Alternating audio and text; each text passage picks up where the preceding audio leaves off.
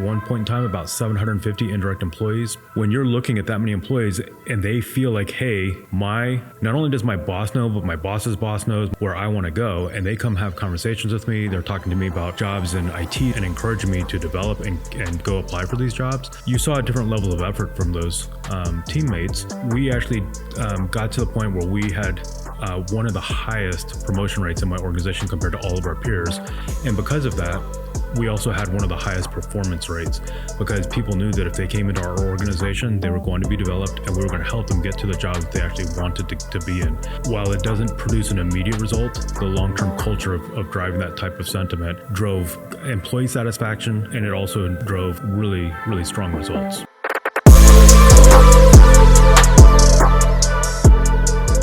What does it take to lead 750 people and still lead with heart? My guest today, James Estes, has done just that. From directing teams of 750 at Verizon to starting his own business as an entrepreneur, his leadership journey is defined by resilience, humility, and service. A military veteran, heart attack survivor, PTSD fighter, and a foster parent to more than 25 teens, James brings a life story shaped by both hardship and purpose.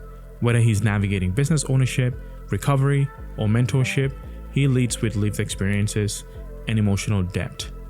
In today's episode, we unpack how James built trust in the boardroom, at home, and in the field. If you've ever wondered what it means to lead when the stakes are personal, this episode is for you. So let's get into it.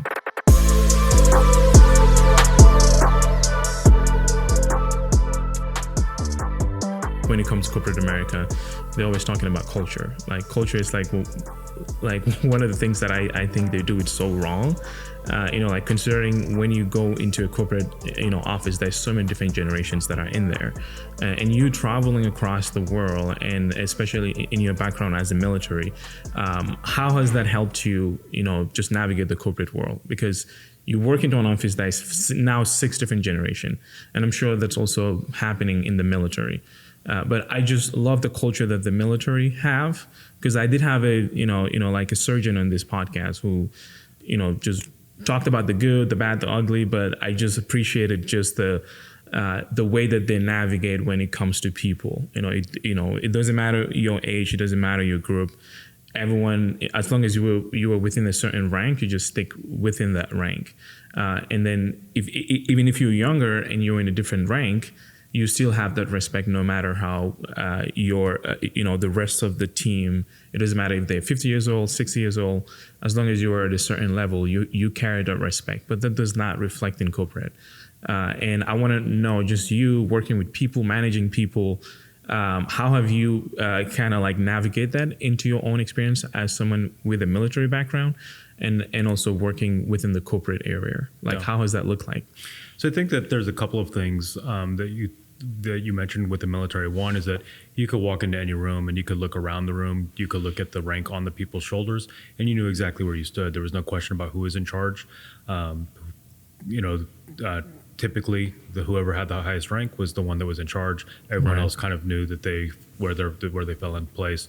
The other thing with the military is you were always taught to learn the job above you and teach the job to the person below you, so that anytime that something happened, you had attrition, you're in combat and you had a fallen soldier, whatever, you could either step up and take charge when you needed to, or the person behind you could step up and take your position if needed to.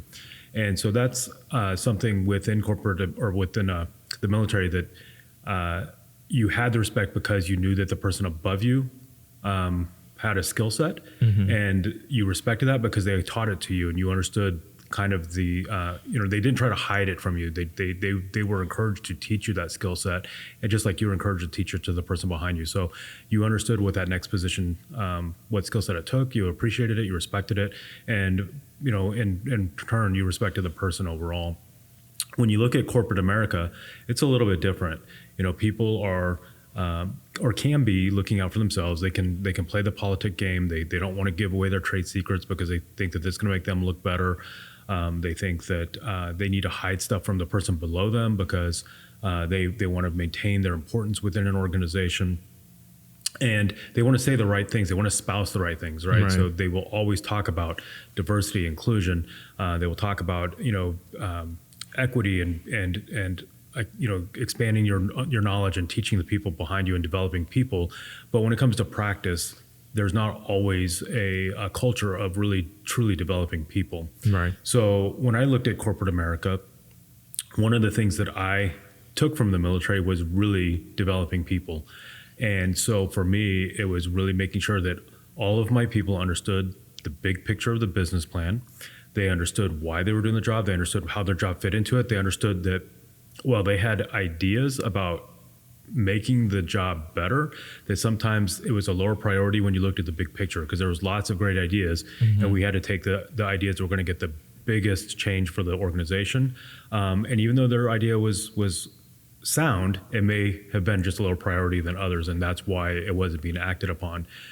One of the things that I did with my teams is during their performance appraisals, we actually talked about how many people they promoted in their organization. So while it was not a metric that the organization tracked, it's one that my team tracked, because I wanted to impress upon them like how important it was to develop your people and not hoard talent, but to develop talent and get them to where they wanted to go.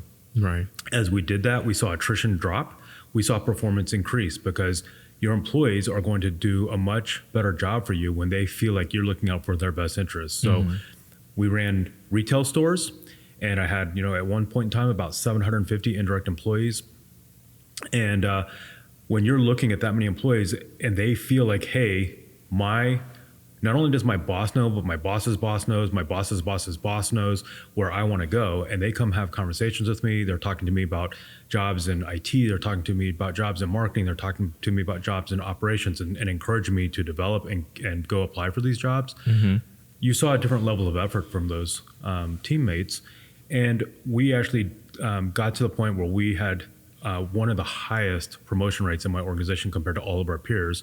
And because of that, we also had one of the highest performance rates, because people knew that if they came into our organization, they were going to be developed, and we were going to help them get to the job that they actually wanted to be in, and not try to hoard the talent. Right. And I think that translated really well from the military about learning the job above you and teaching it to the person below you. And while it doesn't produce an immediate result, the long-term culture of driving that type of sentiment drove employee satisfaction, and it also drove really, really strong results. Right. And so let's say, after you transition from the military and then going into a corporate, environment, were there any challenges trying to implement what you learned from the military into, like a corporate space where, things like that are not very common? I used to be a manager, a very horrible manager. That's why I built this, entire platform, just to kind of talk about things that I did wrong and then learn from my guests. And which one of them was, I was, promoted to a position of management. I don't have a military background. I was in the Scouts and the Boys Brigade. That's the only background that I have. But I made so many mistakes of managing my team.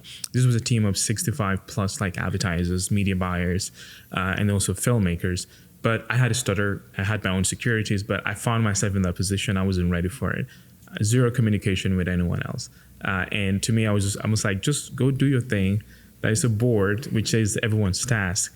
I wasn't communicating, but in my example, let's say you coming into a office that I'm in, and you had to work with me. How would that look like? You coming from a military background and having to work with an individual like me who is very introverted, doesn't want to work with people, but they keep giving him promotions.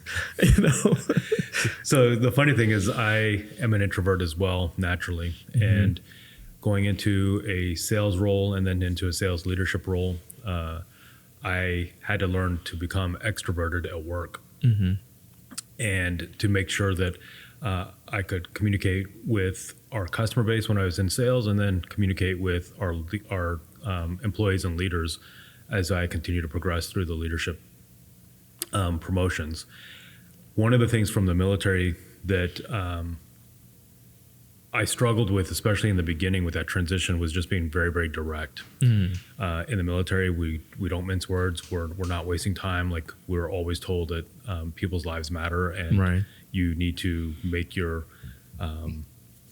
orders very clear, concise, and easy to follow, and move on. And so that you're not wasting time, because wasted time, going through basic training, going through your tech school, going through officer candidate school.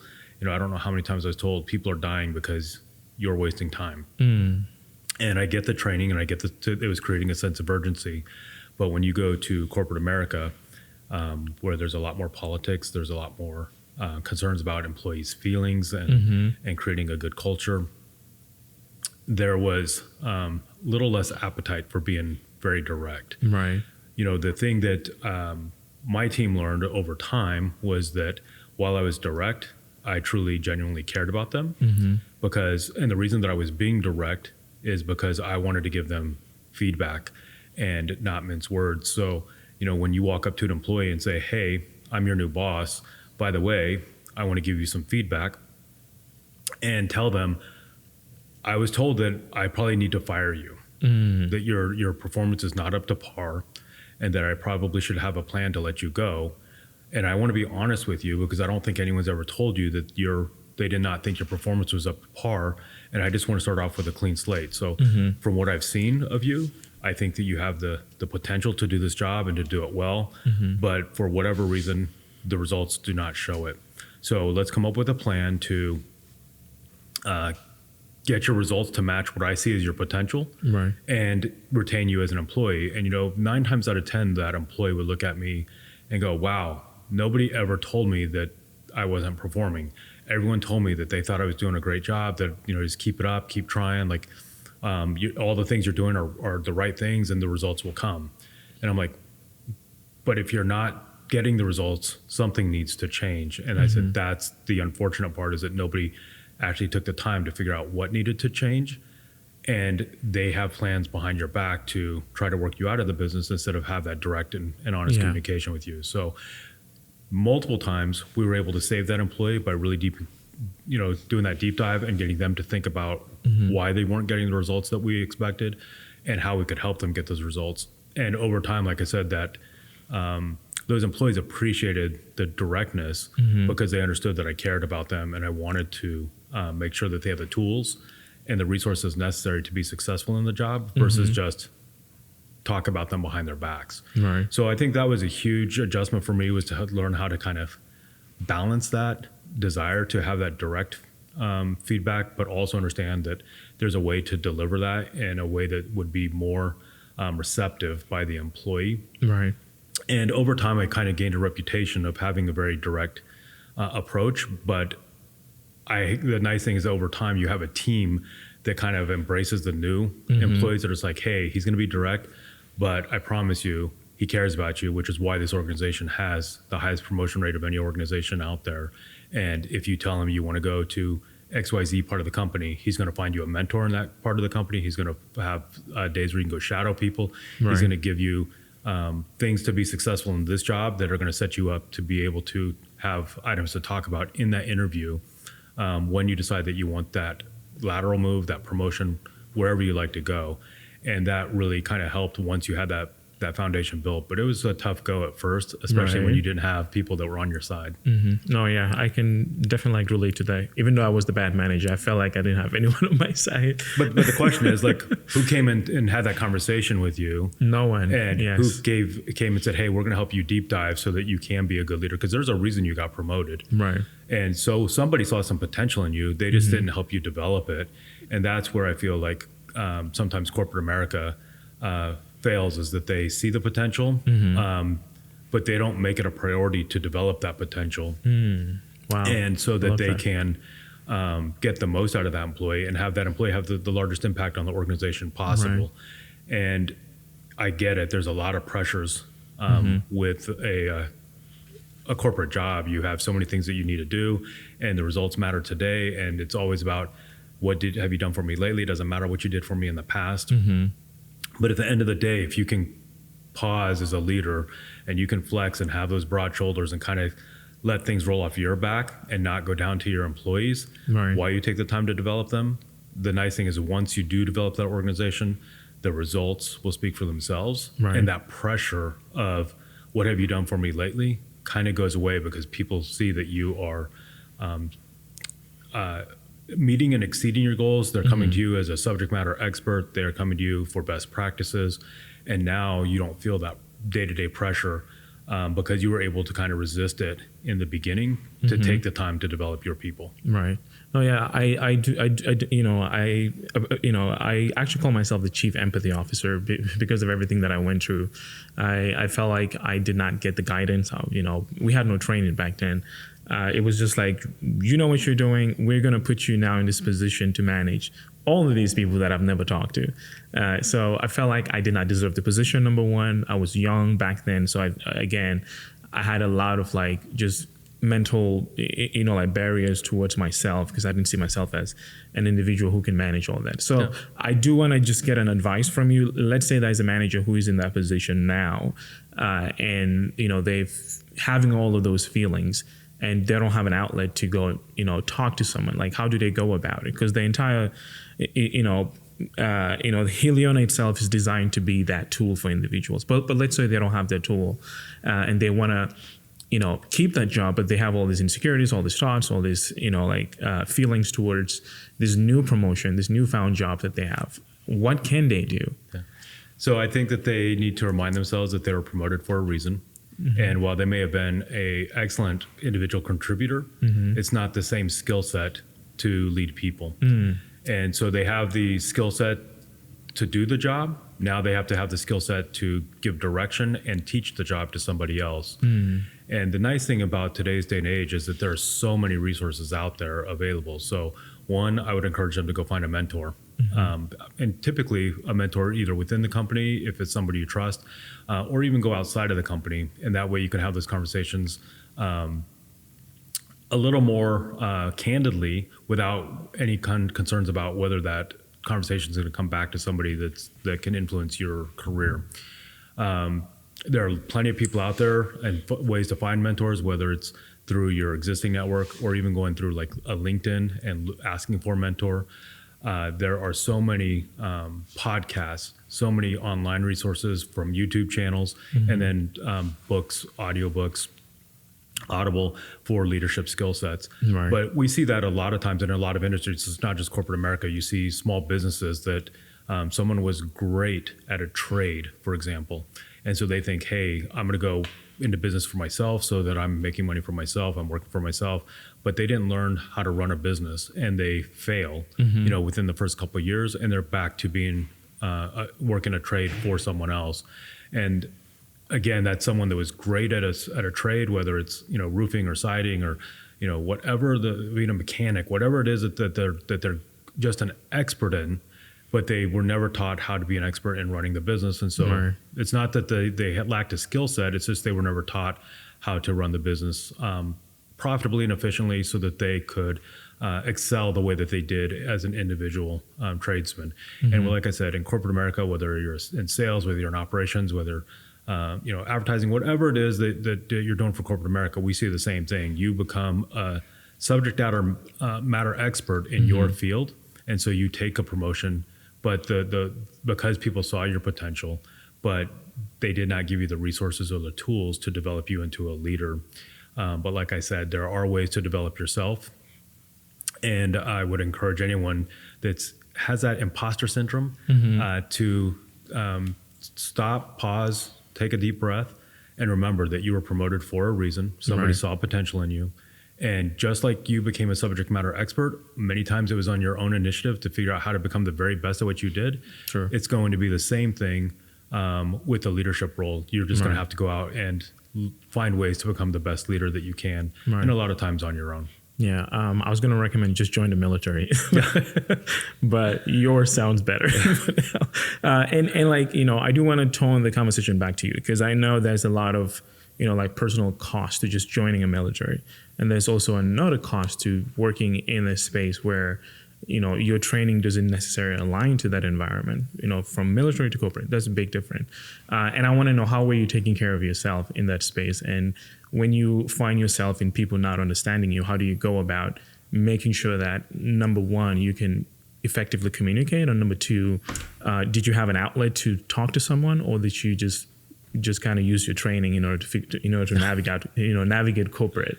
So for me, the military was a great experience. I joined when I was a junior in high school and joined the Idaho Army National Guard.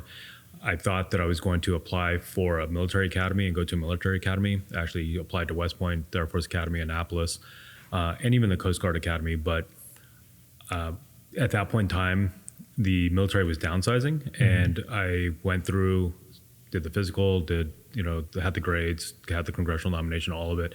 But when I went to the medical portion of it, my eyesight was just over the limit for acceptance to any of the academies at that time, and they weren't giving any waivers. So I actually enlisted and did 6 years, and it was right after the first Gulf War, and I was out right before the start of the second Gulf War. So for me, I never went to combat, so I'm not a combat veteran. But like I said, I learned a ton of skills from going to basic training and learning that to be a good leader, you had to be a good follower, and learning that sometimes you just did what you were told because there was a bigger picture, and you had to do what you're told in order to fulfill that bigger picture. Sometimes it was, hey, when the team fails, you failed, even though it may have not have been a direct reflection of you. And then going into a leadership role and understanding, like, now you're the one in charge, and sometimes the team pays for your failures. And I don't know how many times, I was told to stand there at attention and watch my team push and do, push-ups over and over and over again because of something that you failed to do.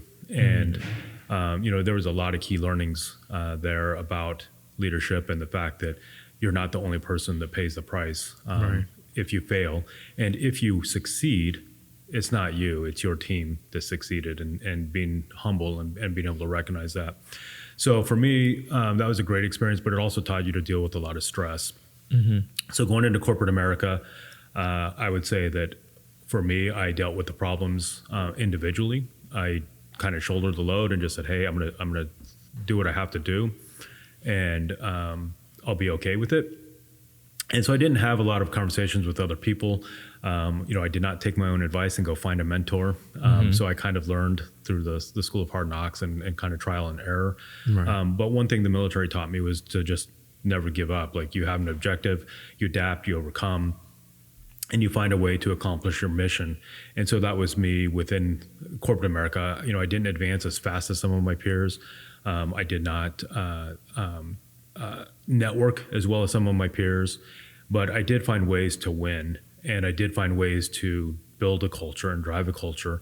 And one of the things that I'm super proud about with that organization is that culture still exists in a lot of ways and shapes and forms. I still have employees, former employees, that reach out to me and talk to me about the impact that I had on their career, both career-wise and then themselves personally. And how the things that I taught them have influenced the way that they lead people. And that I have people reach out to me that say, hey, you've never met me, I've never worked for you, but I worked for one of your managers who talked about you and taught me some of these lessons. And I just want to say thank you for teaching them, because it's really impacted my career and my life. And to me, that's the true legacy. Right. That's awesome, man. Yeah, because, it takes a lot for someone to manage that many people and still have people say good things about you. I've only managed 65 people, and I think 10% of them all hated me, because I just did not want confrontation, and then I just I didn't want to manage people, but I was just given the position to do so. I have plenty of people that didn't like the way I managed as well. I think that a lot of them eventually came to respect what I was trying to do, but they definitely did not appreciate the way that I did it all the time. Right. And I think that that's, when I look back, that's definitely a key learning for me, is that, there are different ways of managing people. You sometimes have to have a different approach depending on the person. Right. And, I would have done things a little differently going back. But again, hindsight's always 20/20. And if it's not, if you don't look back and think that you could have changed something, then the question is, are you really learning anything? Are you really evolving as a leader and becoming a better leader if you think that the way you've did things was the absolute best way you could have done it. Right. I do have a question here. It's from our CSO here, and she wants to know, how did the military and corporate world help you identify your blind spots and try to shift that into a positive light? So I think, for blind spots, the thing for me is that I still have them, right? I think everyone has blind spots, and, you think a certain way, due to the way you grew up, you see things as black and white, you see things that are just crystal clear to you. But what I've realized over, the course of 20 years in corporate America is that, while something may be crystal clear to me, if I don't speak plainly and clearly and as frequently as I can, that message is not going to get down to the people that need to make that vision or that mission come to life. Like, right. they're the team members that have to accomplish it. And if they just see you as this guy sitting in a white tower, sending orders down and objectives down and saying, hey, you got to go do this. And they're like, they don't understand why, they don't get it. They just feel like you're pushing and pressing on them. Then they're not bought in. And what I realized, later in my career was that while I may have been speaking to my direct employees, I never checked to make sure that the message they were giving to their employees and further on down the line was the same message. And it was not crystal clear at the bottom to the frontline employees. And so, or it was like the telephone game where the message changed by the time it got to the frontline employees. And I didn't realize that because I assumed my message was clear. And, it wasn't until the last few years in corporate America that I started going to my frontline employees and just asking questions to check for understanding, and not just to go in and say, hey, why aren't you doing this? It's more like, hey, like what's the message here? Or what's the objective? Or do you understand why we are asking you to focus on X, Y, and Z? Do you understand the business metrics and why we're trying to achieve these? Do you understand what's happening in the economy that's impacting our business, or politically that's impacting our business, and why we're making shifts or changes? And a lot of times the answer was no. And so it was a great opportunity for me to provide feedback to my direct employees to do the same and say, hey, like, go down and make sure the message is clear. And then a great opportunity for me as a leader to check in with my employees on the front line, to connect with them, and then just to help reinforce and clarify the message on the front line. But that was a huge issue for me, just assuming that the message that I was giving was clear, and that it was making it to the people that mattered the most. Right. I think the other thing for me was assuming that people had the same drive and motivation that I did. And you're just going, hey, people are going to understand. They're excited about achieving these goals. Let's go get it. And thinking that you had everyone on board, and coming to realize that some people were just like, James, I'm doing the bare minimum to get a paycheck and not get fired because this is not what I want to do. Or, hey, I don't know how many times I heard from, especially new employees, James, I got a college degree. This job is beneath me. I'm just here till I find a six-figure job. And I'm like, well, what is it that you want to do? And let me show you some six-figure options within this company, and let's help get you to one of these positions that is going to be more enjoyable for you, more meaningful for you, or get you the salary that you're looking for. Right. But again, assuming as a new leader that everyone was going to have the same enthusiasm and drive was a huge blind spot for me, and a source of frustration when I realized that wasn't the case, and going, hey, like, no wonder we're not meeting our goals or our targets. And again, one of the reasons that I started focusing on employee development and really giving people a reason to work hard for me, because they knew that we were going to try to get them to wherever they wanted to go. Right. And so like how much I guess my question is like when it comes to trying to develop your employees, how much work goes into that? Is it mainly just a communication thing where you make sure that your advice or your whatever you share like trickle down to the bottom person? It eventually became one of the main things that we focused on a day-to-day basis. Developing employees takes so much intentionality to sit there and understand where your employees want to go, and then coming up with a plan to develop them.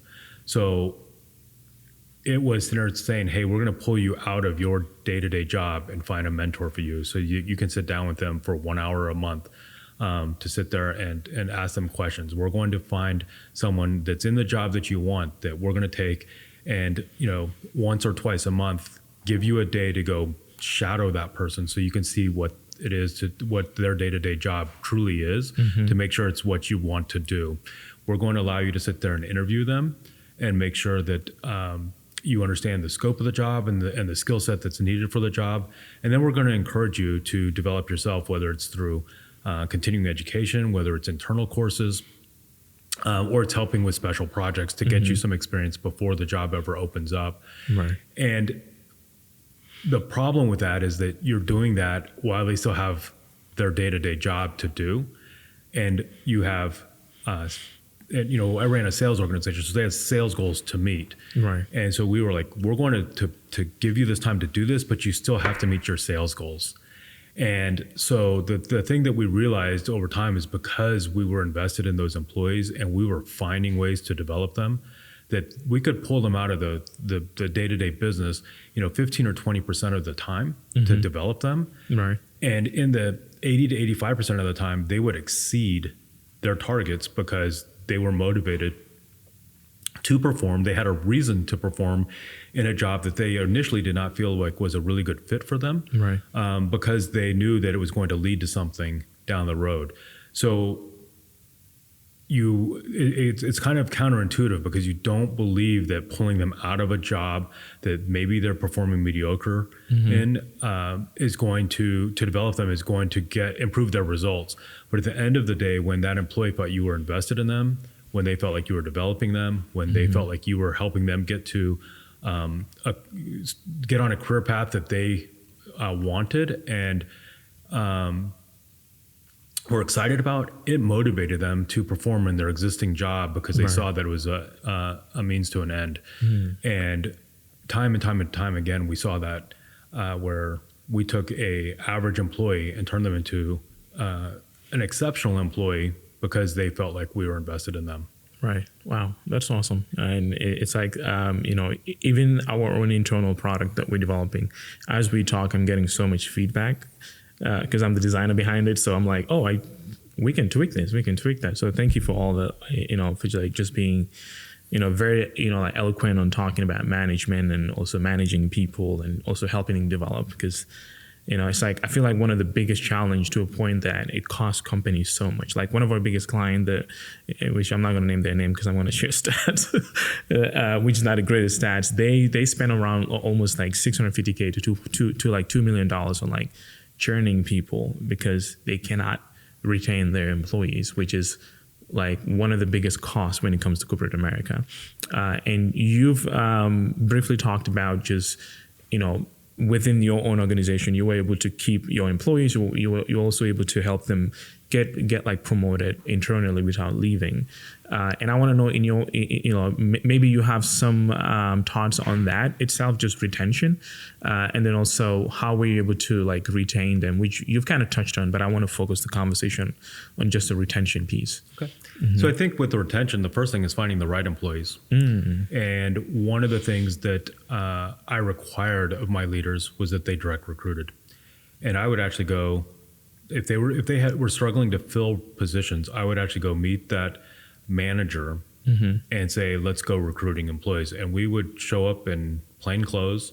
So we'd take our company uniforms off, we'd go out and just go shopping through the malls, through fast food restaurants, through, banks, wherever. And we looked for people that were doing something that was unexpected for their industry. It's not that they had to go above and beyond, but like for example, we went to a McDonald's and we had an employee that ran around from the counter and said, "Hey, I'm going to bring your food to you, so go sit down," and then realized that one of the tables was still covered with food and trays and trash, and comes running around and said, "Don't sit down yet. Let me clean these tables off for you." And they cleaned a couple tables off for us, which was phenomenal, right? They would normally let you pick up the tray that was left and go dump it yourself. And then they brought the food out to us, which again, normally they just yell your name or your number and have you come get it. Right. But the guy was like, "Hey, I'm going to come bring this to you." And then immediately was like, "Hey, what condiments would you like?" And I just looked at him like, "Why are you doing this?" Right. Right. And he goes, "I just want to be helpful." He's like, "I just want to be helpful. I like helping people. And it makes me smile when I can do something for people." Wow. And I looked at that employee and I was like, "Would you like a better opportunity?" And handed him a business card and I said, "We have a store right across the street. When you're off shift, we would love to interview you for a better opportunity." The guy shows up 2 hours later when he's off his shift. And we told him, like, "We understand you're in your McDonald's uniform. Just don't worry about it. Just come over." The guy ran and found a polo, changed his shirt so he looked a little more professional, Right. came over 2 hours later, sat down with us, talked about the opportunity. It was going to be like a $3 an hour raise for him over working at McDonald's. And we hired him on the spot. And that's what I told my employees is like, when you find the people with the right attitude that are doing more than what's expected in their current job, those are the people you want to recruit. Right. Once you recruit them, then you want to sit there and find out where they want to go. So if customer service wasn't the end all be all for this person, or maybe they wanted to be a customer service manager or run the customer service organization for the entire entity, then let's find a way to get them there. If they have dreams that are that big, then let's talk about what it takes to get them there. If you hire someone that says, "I want to go into whatever," let's find a way to get them there. And then the other thing is that if you do have an employee that's struggling, because I direct recruited them, because we're developing them, I can go back to that employee and say, "Hey, Abraham, remember when I hired you? Do you remember the reason I hired you?" Right. And they're like, "Well, why is that?" I'm like, "Because you went above and beyond what was expected of you. Because you said you liked helping people. And you said you wanted to be the customer service manager one day. And so we've had you shadow the manager. We've taken days to get you through some customer service training and some leadership training to help prepare you for that. So, what's going on here that we feel like you're a little bit off lately." And, you could kind of remind them why they were hired and what we saw in them and what made them so great of an employee. Right. And just reminding them, like, we saw this potential in you. We saw this drive in you and this greatness in you. And you could see them kind of like perk their shoulders back. They stand high again and be like, "Yeah, that's right. That's me. Right, that's me. I'm sorry. I'll get out of this rut and I'll go take care of our customers again." And but you were able to have that conversation because you saw something, you conveyed it to them when you hired them, you conveyed it to them when you started to develop them.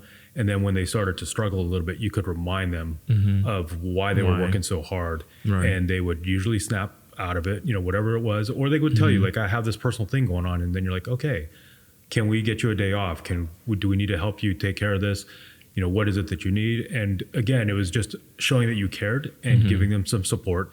And because of that, you saw the attrition rates go down. I mean, retail sales, the attrition rate is horrible traditionally.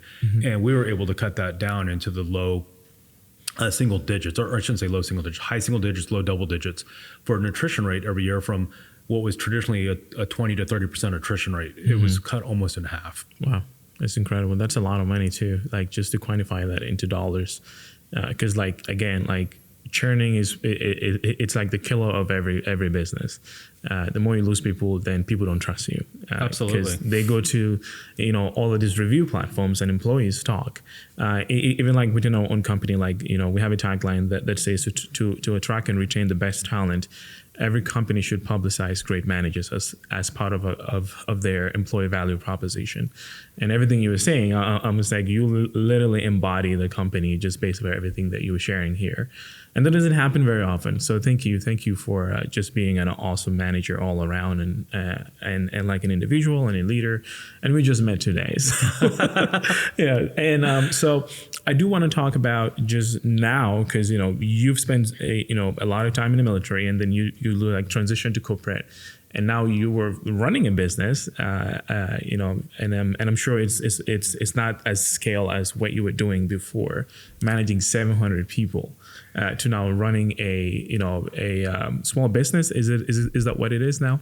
It is. So during COVID, I was laid off. With retail stores, everything was shuttering. You were quarantining employees, and so the company at that time made some decisions to downsize, and I was severance at that time. And then a week later, I actually had a heart attack and a triple bypass surgery. Wow.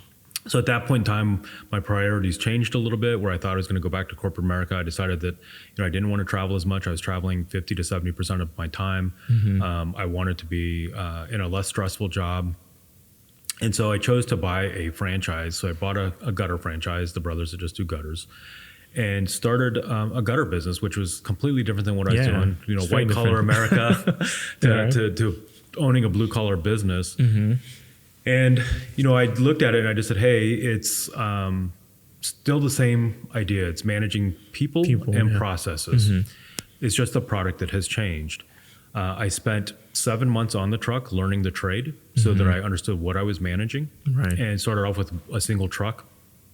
Over the last 3.5 years, we've grown to 4 gutter trucks, 2 repair trucks, and then a couple of sales guys. So, we're sitting right around, depending on the time, 12 to 14 employees with, the desire to grow and double that. And we went from the first year, we did about $500,000 in sales, to this last year, right over 1.5 million. And again, this year, we're looking to try to add another $1 million to that and get closer to the $2.5 million. And over the next couple of years, get into that $3 to $5 million space. It has been a little more challenging with, COVID, with, the change in the election and the politicking and just the uncertainty with the economy. Definitely brings some different challenges. And then just a different demographic with going from a white collar employee to a blue collar employee, is it just a different dynamic that I was not totally expecting.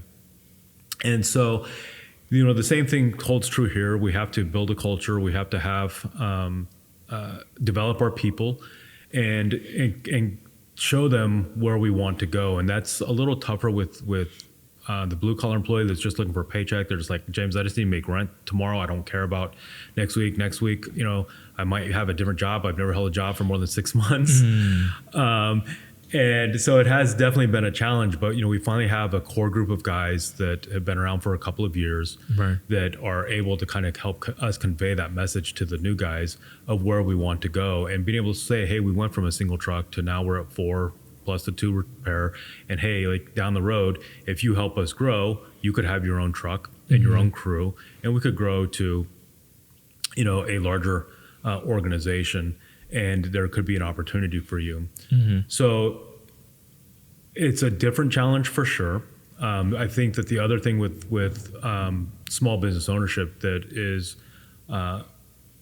where a lot of people probably fail with corporate America, you're paid to make decisions as a leader.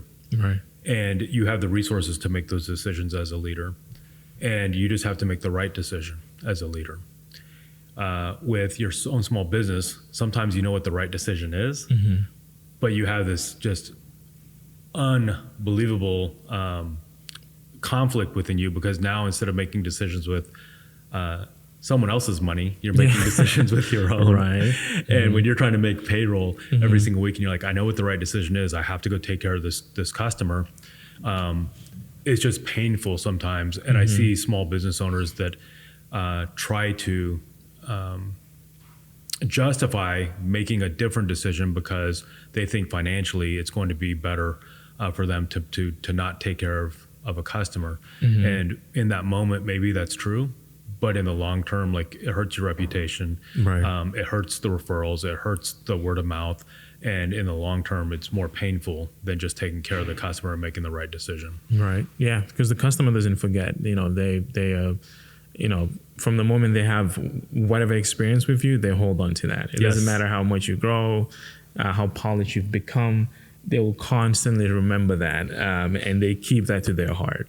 And this is coming from someone who was a customer of a company that I spend a lot of money with them.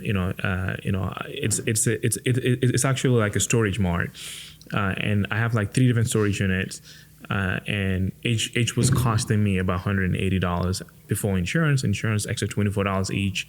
So I was spending a lot of money every month just to keep my stuff, because I have a lot of film gear, and I have, things back when I was a musician, I had drum sets, everything. And they, someone broke into my unit and stole a bunch of stuff. And then now I'm trying to get insurance to take care of it. And insurance is like, well, nah, you forgot to make a police report. The police didn't show up on time, like all kind of excuses. And I've made it my mission to make sure that, wherever they're present, to go and just write the same thing that happened to me.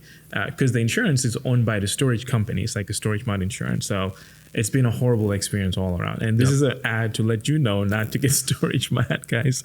It's not the best experience. But like, now that you are running a blue collar business, like, have you had any experience with a customer?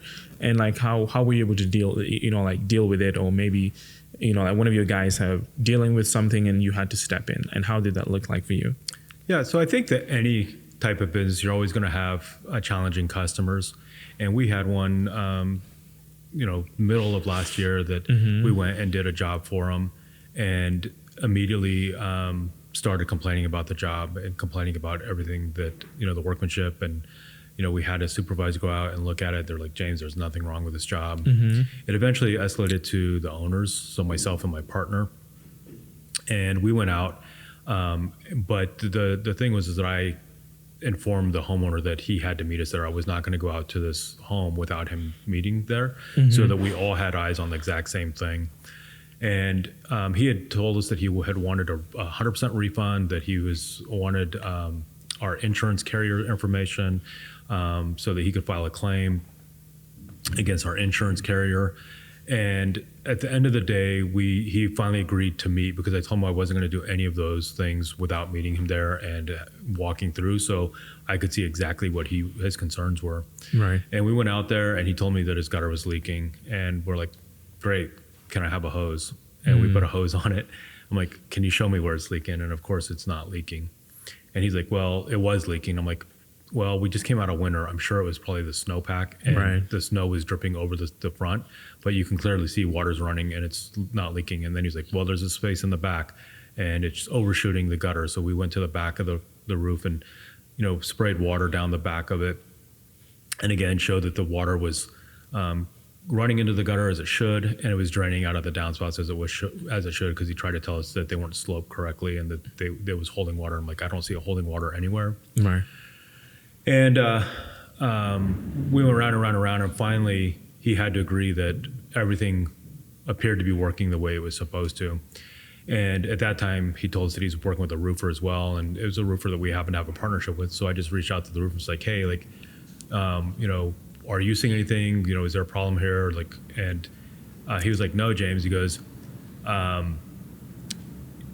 we got him qualified for an insurance claim on his roof, but he doesn't have the money for the deductible. Right. And then it kind of clicked, and I'm like, oh, he's trying to give it to us to give him a full refund on his gutters, so he had the money for the deductible on the roof. And it was disappointing that we felt like we were trying to be cheated, but at the end of the day, the nice thing is that we didn't let it affect us personally. We found a way to meet the homeowner, to try to address all of their concerns, like I said, and be able to document that everything that we had done was done correctly, so that he really didn't have anything to stand on. We had video of the water running through the gutters the way it was supposed to, and so that if he did decide that he wanted try to sue us that we could have that video and say, hey, the homeowner was there, we tested it, he agreed that it was working as expected. And we were very polite with him, we were very professional with him, but we were very firm that we weren't going to be taken advantage of as well. And I think that's the worst case that we've seen. As a small business owner, most of the time the customers are reasonable. They just want the value that they paid for, and you're able to accommodate that and get them taken care of. Like I said, that was an extreme case where someone was trying to defraud us, and we were still able to deal with it professionally, and at least have him shake our hands and agree that everything was as it should be, and to go away. Yeah, well, it's like one of the biggest costs of a small business of like, sometimes you may have bad actors that are just trying to get paid or save some money somewhere, which can be very stressful. But I'm glad that you guys had that, space to deal with it, in like a better manner. I just wish StorageMart has managers like you guys and actually call me. Yeah. I mean, there's times where we've gone out and it was 100% our fault. And, we had one where the guys just had an off day and the installation was horrible. And, they were an experienced crew, which was the part that was disappointing, because at first I was like, there's no way, like, what you're telling me, what you're describing to me is can't be the case, because these guys are an extremely experienced crew. They put between the two of them, they've had like 15 or 16 years of experience. And I went out and looked at it, and I'm like, no, the homeowner's absolutely right. Like, this is done horribly. And we talked to them, and they're like, oh yeah, so-and-so had a fight with, his wife, and, the other guy, they got into it. So they were kind of bickering that day. And so they were just mad at each other and mad at life when they did it. And the installation did not look good. It did not function right. And we just told the crew, like, you have to tear this down and redo it.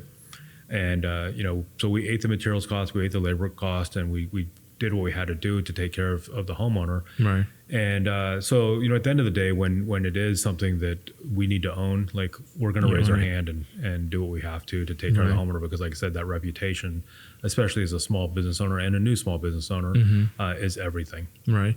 Well, so like, how do you make sure that, especially like running a blue collar business, how do you make sure that you can, like, navigate that? Because that, it looks like their personal lives can easily come into that environment, because they're not in an office building, they're always out and about, but like, how do you make sure you as the owner and also someone who is leading them and also training them and helping them be better at what they do, like, how do you make sure that they're, I guess, like, in the right headspace, and do you have a like a specific method that you go about when it comes to working with like blue collar workers?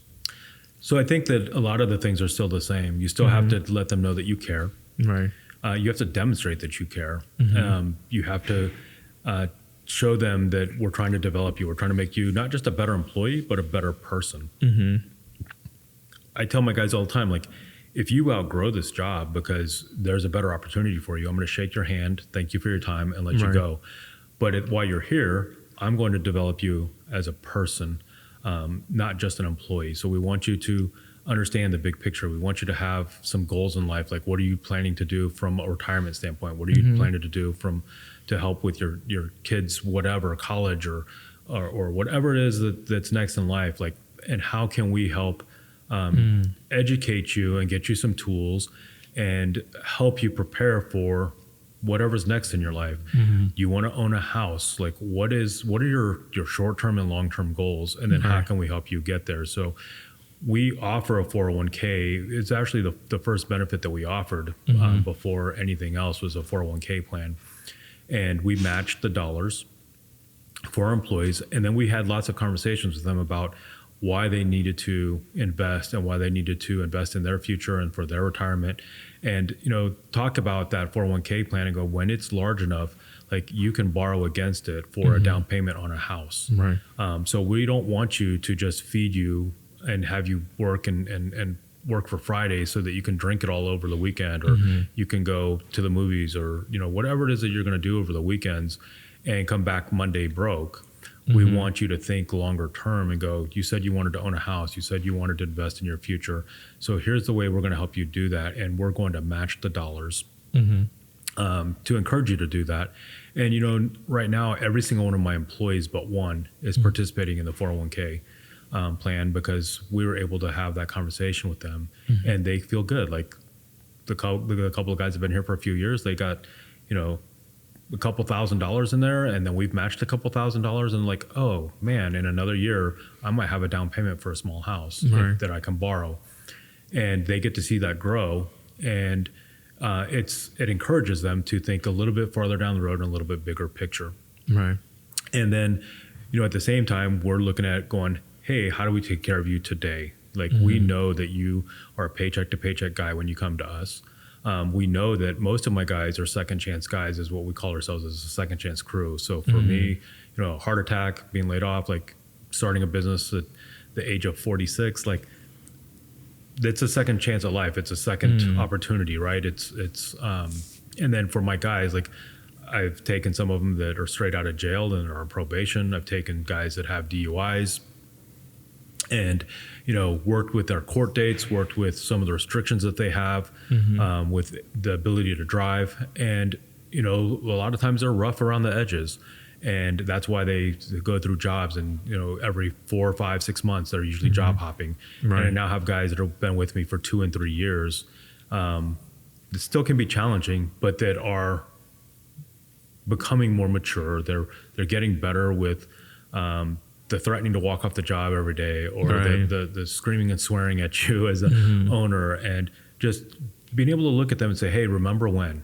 Remember this guy that came into this job 3 years ago that, you know, just got out of jail and wanted to fight the world. And now you're able to have good conversations with homeowners. You're able to you're training the guy behind you to do the job, and you're having more respectful conversations with your boss as a supervisor, and then me as the owner, without just going off every single time. And so now this is the next skill set that we want you to work on. And here's a resource that we want to provide you, or a book that we want to gift you, so that you can read and think about, like, what other things that you could do, what other skill sets you could learn, and again, how you can continue to develop as a person. And when they see that, they are usually appreciative.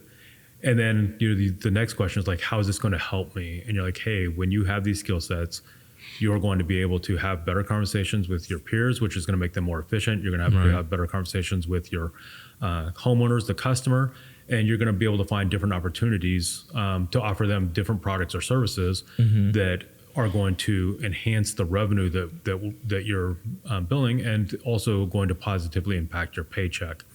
So there's the long term is that as we help you become a better person, it's going to pay off, not just in the skill set that you have, the relationships that you have, but also in being able to fund your day-to-day life. Right. Wow. That's beautiful. It's like you're not only offering them a job, you're also creating a space for these guys to heal, and then also just being an overall big brother for them. You know, that's like the hardest thing to do, especially in, you know, individuals that are seeking a second chance. Yeah. And then also giving them the structure to grow and learn about themselves, you know, heal, which is a big thing at a job to find healing. So that's amazing, man. And like I said, it's we're all in this together. You know, after the job loss, my heart attack, a few months later, I actually was involved in a head-on car collision. Wow. And so it was probably a year after the car collision that I was actually diagnosed with PTSD. And so, you know, I went from, you know, feeling like I was a pretty level-headed guy, pretty focused and driven, to just like every little thing set me off, and just would just pop off at anyone and everyone. And so, you know, this process is not just for them, it's for me as well, where I get to you know, continue to evolve as a person, as a leader, as a boss and an owner, and, you know, be able to find ways to interact differently with them, with others. And same thing, you know, deal with the trauma that I've been through. And so that's why, again, when I talk to them, I tell them, like, this is a second chance for all of us, not just them, but for myself included. And, you know, I remind them, like, remember when, you know, after this accident, like, you would do something and I just go off the rails on you. And, you know, so you guys have put up with me, I put up with you, like we're growing together. And, you know, the goal is that we all grow as people. And I think that they can relate to that, Right. and respect that and go, hey, like, you know, here's a guy that's didn't understand what was going on, figured it out, has always been honest with us about, hey, like I was just diagnosed, I'm going to go get some help. And then trying to come up and say, hey, like I'm trying to become a better person as well, so that Right. you can see me evolve as a person, just like I'm expecting you to, but at the same time, like we got to help each other out. Indeed. And give each other some grace as well. Right. I love that grace. You know, it's actually like one of my favorite words. I was going to name my child, who was a girl, Grace. So, you know, it's something that I remind myself to give grace to myself and also give grace to anyone that I come across. But yeah, and also offer that hand of empathy. But I'm getting to my final question. I can talk to you all day, but like, you know, this is probably the longest episode I've had so far. But, you know, just to close this conversation, after everything that we've talked about so far, how do you feel and how is your spirit right now? You know, I think that I'm in a much better place than I was 6 months ago. You know, and 6 months ago, I was probably in a better place than I was the 6 months prior. You know, the PTSD was probably the deepest, darkest place I've ever been, and I didn't understand it. And I told people like, hey, I don't feel right.